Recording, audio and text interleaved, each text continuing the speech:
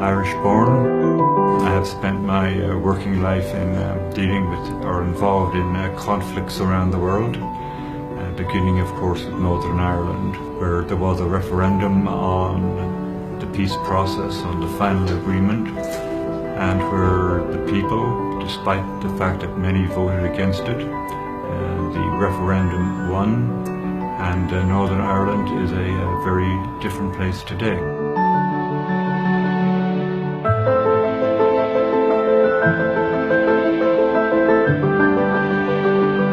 In South Africa, of course, was to end apartheid. When I go to South Africa, I see a government that is now multiracial.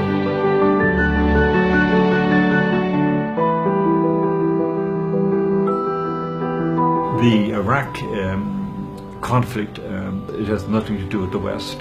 It has to do with the religious differences between Shia and Sunni.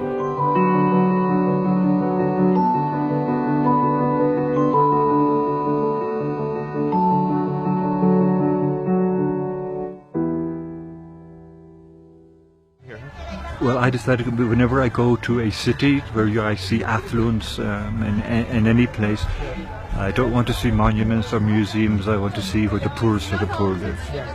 Because that to me is an indicator of how that society is taking care of its most vulnerable people.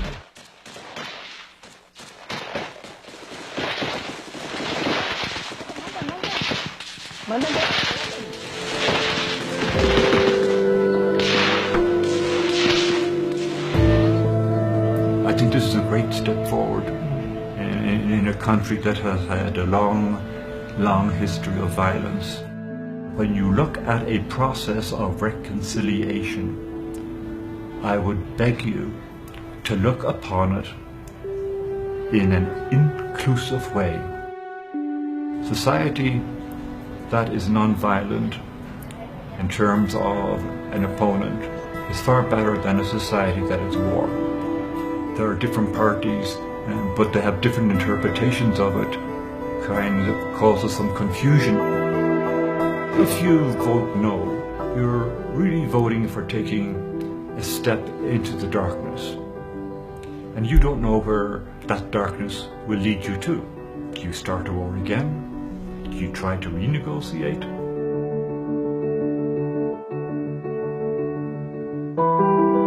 And if you vote no, you're saying, I want to vote for uncertainty and the possibility of renewed war in this country. And if you think that's a good outcome, think again.